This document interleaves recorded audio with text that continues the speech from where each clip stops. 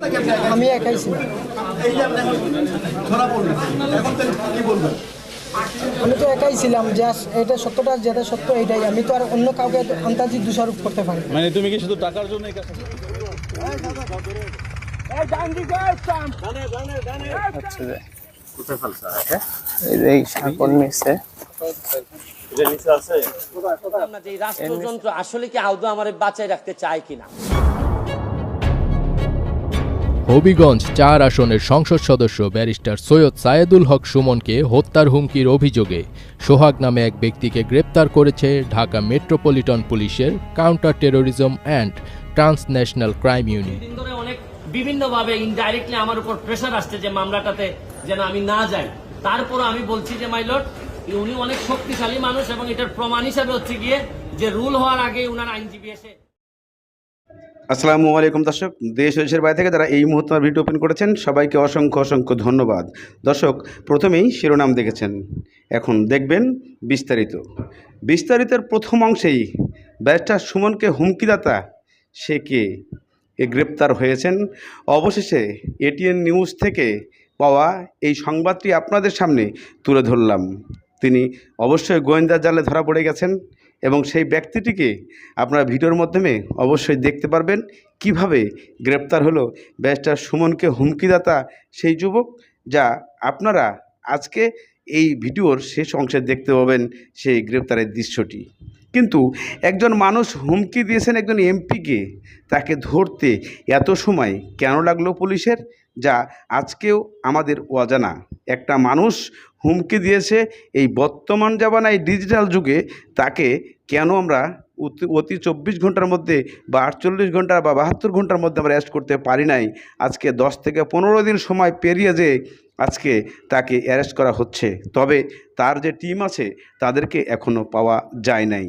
তবে বিস্তারিত কিছু অংশ ব্যারিস্টার সুমনের কিছু কথা শোনার পরেই আপনারা এটিএন নিউজে পাওয়া সেই সংবাদগুলো দেখতে পারবেন। আর এই সুযোগটা আমি কাজে লাগাইতে চাইছি। আমি একাই ছিলাম। আমি তো একাই ছিলাম, জাস্ট এটা সত্যটা যেটা সত্য এটাই। আমি তো আর অন্য কাউকে আন্তাজি দোষারোপ করতে পারি না। মানে তুমি কি শুধু টাকার জন্য এই কাজটা জি, করছো? আমি এই টাকার জন্য এই কাজটা করি। বুঝতে পারছেন এবার? তো আপনারা জেনে থাকেন যে বিগত 28 তারিখের দিকে আমাদের যে মাননীয় সংসদ সদস্য ব্যারিস্টার সাইদুল হক সুমন সাহেব, ওনাকে একটা মেসেজ দিয়েছিল যে আমাদের ওসি চুনারুঘাটের মাধ্যমে, যে আমি একটা তথ্য দিতে চাচ্ছি, যে তথ্যটা অত্যন্ত গুরুত্বপূর্ণ আমাদের সংসদ সদস্যের জন্য। তো আমাদের ওসি সাহেবকে সে বলতে চাচ্ছিল না, সে বলল যে আমি সরাসরি ওনাকেই বলবো। তো যেহেতু সে বলতে চাচ্ছিল না এবং একটা থ্রেটের বিষয়ে বলবে, সেই প্রেক্ষাপটে আমাদের ওসি সরাসরি সংসদ সদস্যর কাছে গিয়েছিলেন। তো ওনাকে জিনিসটা বলার পরে উনি হোয়াটসঅ্যাপের মাধ্যমে তার সাথে কথা বলিয়ে দেয়। তো আমাদের মাননীয় সংসদ সদস্য ওনার পরিচয় জানতে চায়, বাট সে পরিচয় বলেনি, পরিচয় দিতেও চায়নি। তো আমরা যেটা প্রাথমিক ইনভেস্টিগেশনে যেটা পেয়েছি, সে মূলত আসলে গেমলার, অনলাইন গেমলার ছিল এবং গেম খেলে, প্লাস সে হলো বিদেশে টাকা পাঠানো, বিদেশে লোক পাঠানোর নামে প্রতারণা করে টাকা আদায় করে মানুষের কাছ থেকে, লোক পাঠাতে পারে না। এবং সে কিন্তু ব্যক্তিগত জীবনে 2 বিয়ে করেছে। তো তার মূলত টার্গেট ছিল যে সে সবসময় ডার্ক ওয়েবসাইটে গিয়ে একটি লিঙ্ক পায়, সেটা হলো হিটম্যান ওয়েব যে লিঙ্ক, সেই লিঙ্কে সে একটা গল্প দেখে। সেই গল্পতে ছিল যে এক ইন্ডিয়ান এক বড় ব্যবসায়ী ছিল, সেই এক প্রতারক ওই ব্যবসায়ীকে বলেছিল যে আপনার একটি গুরুত্বপূর্ণ তথ্য আছে, যে আপনাকে মারার জন্য কিছু লোক রেডি আছে, তো আপনি যদি আমাকে কিছু টাকা পয়সা দেন তাহলে আমি সেই তথ্যগুলো বলে দিব। তো সেই ব্যবসায়ী তাকে সেই প্রেক্ষাপটে মানে কৌতূহলবশত কারা আমাকে হত্যা করতে চায় সেই তথ্য জানার জন্য তাকে কিছু রুপি দেয়।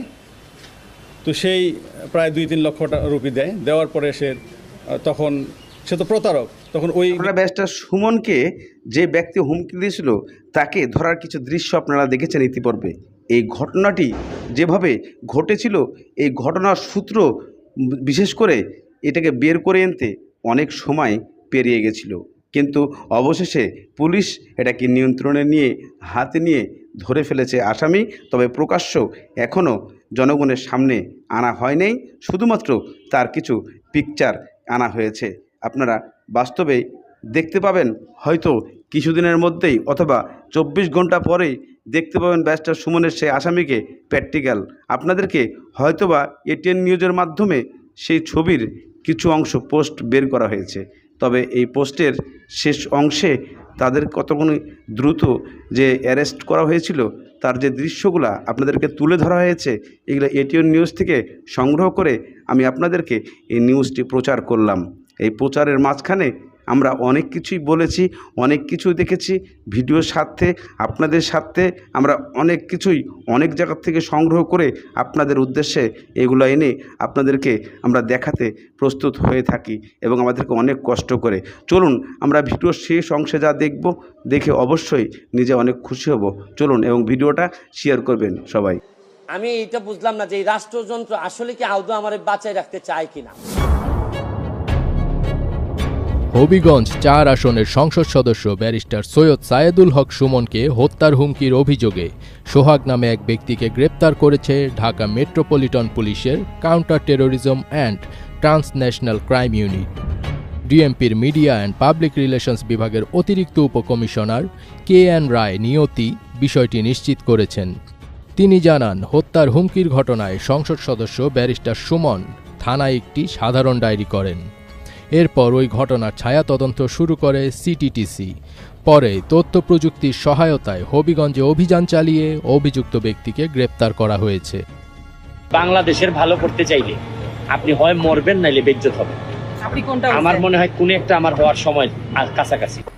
এর আগে গত 29 জুন রাতে রাজধানী শেরেবাংলা নগর থানায় হাজির হয়ে জীবনের নিরাপত্তা চেয়ে সাধারণ ডায়েরি করেন হবিগঞ্জ 4 আসনের সংসদ সদস্য সৈয়দ সায়েদুল হক সুমন।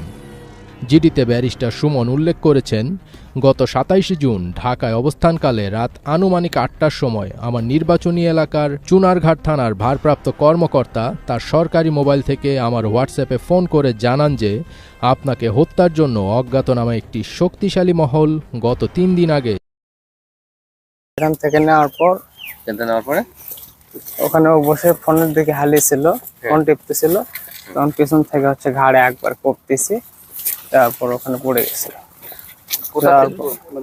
কোথা থেকে ঘাড়ে কোপ দিছিল? ও ওখানে বসেছিল, আমি এখানে পেছনে হচ্ছে হাসিলে দাঁড়িয়ে আসলাম।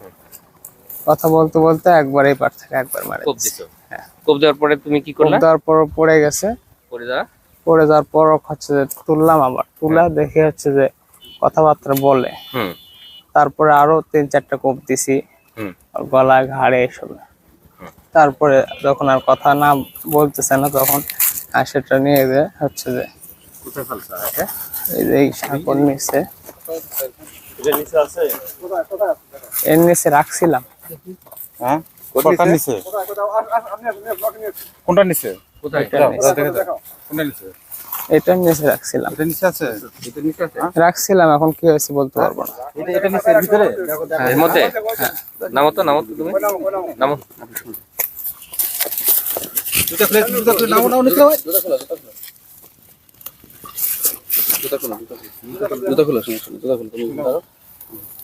হ্যাঁ, ওই হাতটা লম্বা